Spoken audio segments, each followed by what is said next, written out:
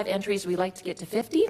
So we are looking for more and more people to be a part of it, whether it's a business, an organization, a music group, or just family and friends that want to have fun as part of the event.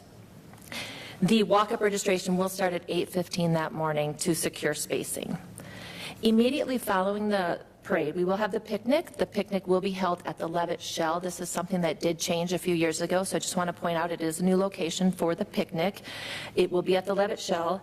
This will be, again, a free all-beef hot dog with chips and water served to the first 3,000 people. Serving lines will be in the south side of the Levitt Shell, so that parking lot by Startup Sioux Falls. In addition, alongside with the picnic, we will have entertainment starting at 11 o'clock as well. The municipal band, as well as Mogan's Heroes, will be providing some fun, patriotic music to help us celebrate the festivities while we're eating lunch and enjoying the afternoon. We can't wait to welcome families downtown next Thursday for these annual festivities. It's all about bringing the community together to enjoy, connect with neighbors, friends, and make lots of memories. In addition to what we have going on downtown and the fun there, we also have our outdoor pools that will be open on July 4th from 1 to 5 as well. So with that, there's more information in regard to the Independence Day celebration on the website, siouxfalls.gov/July 4th, or even on the Park and Recreation website page. And I would now like to invite Steve Fessler up with our fire division to talk a little bit more about fireworks safety.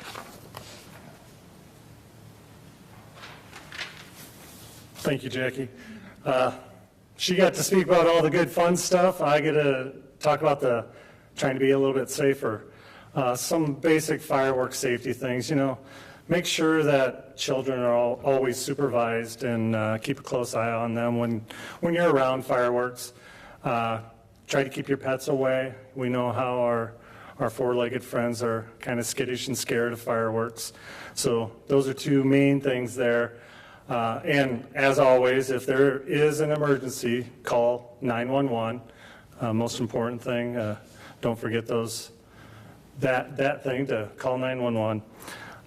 Within the city, we know, the state of South Dakota has fireworks sales from June 27th through July 5th.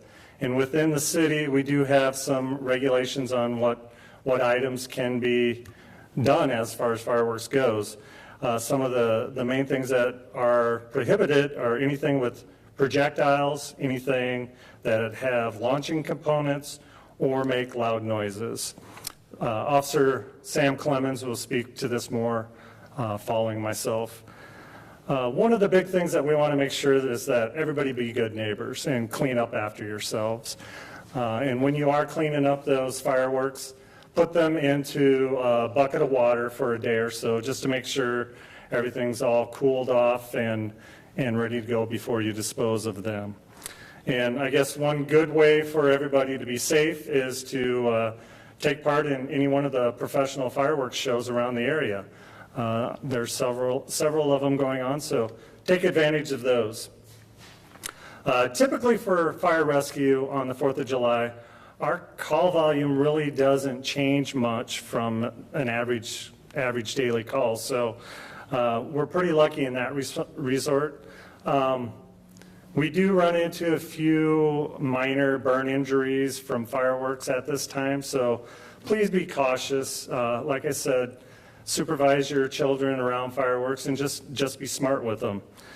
For us, a couple years back in 2021, we did have a larger call volume due to many more grass fires, but at that time we were quite a bit drier, as you all remember, and with the recent moisture that we've had, really not feeling that that's going to be a strong situation this year.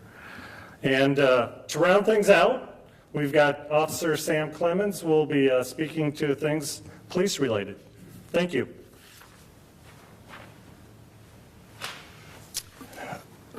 Okay, as you can imagine, fireworks calls are a pretty big deal around the 4th of July.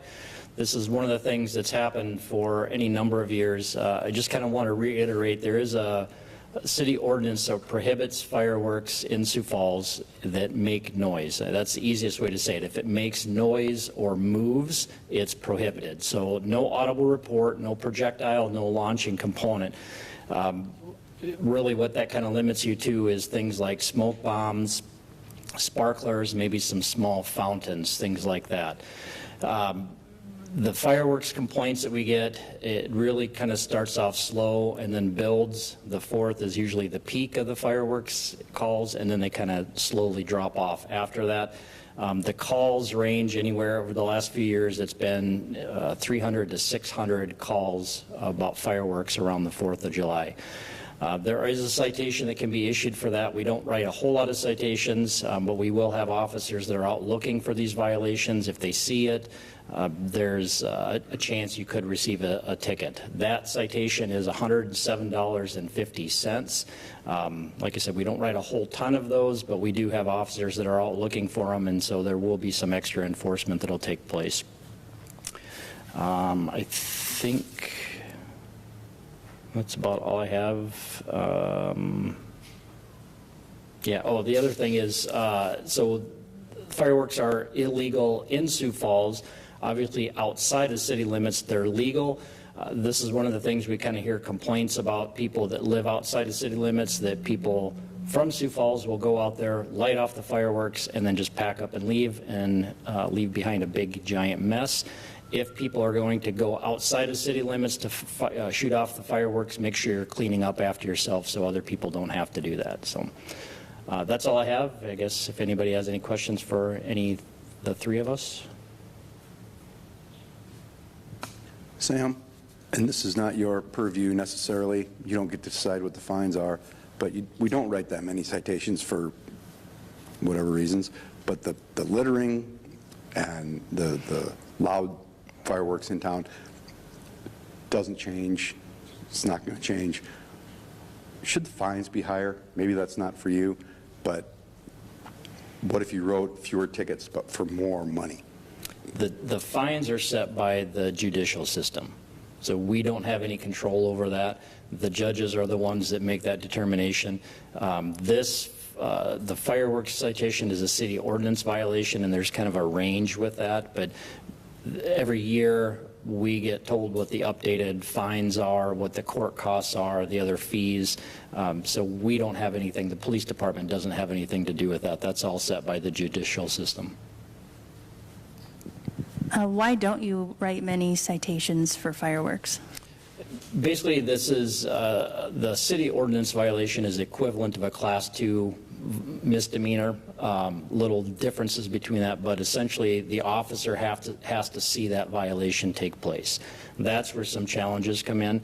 We may have reports from people that, hey, they're lighting off fireworks, but when the officers get there, they don't see somebody lighting off the fireworks.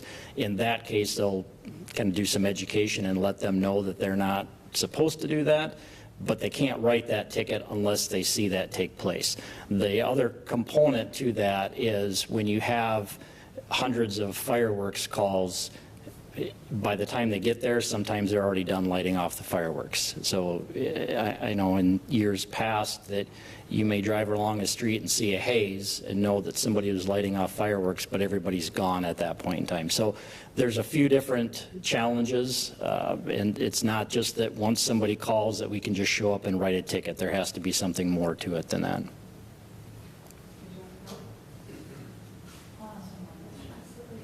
What's the number people are supposed to call if they do want to report fireworks? 605-367-7000. That's the number to the dispatchers. That's the non-emergency number.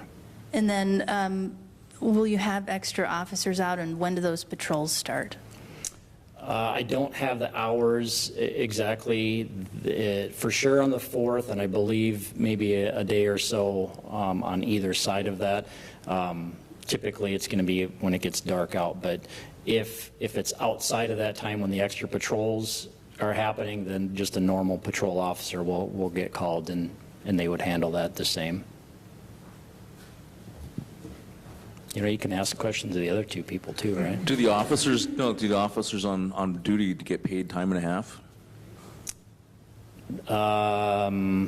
The ones On the 4th of July, yeah, it's a holiday, so the officers, I mean, we have to staff 24 hours a day, so the officers that are working on any holiday would get paid time and a half. Anything else? Nothing for the other two?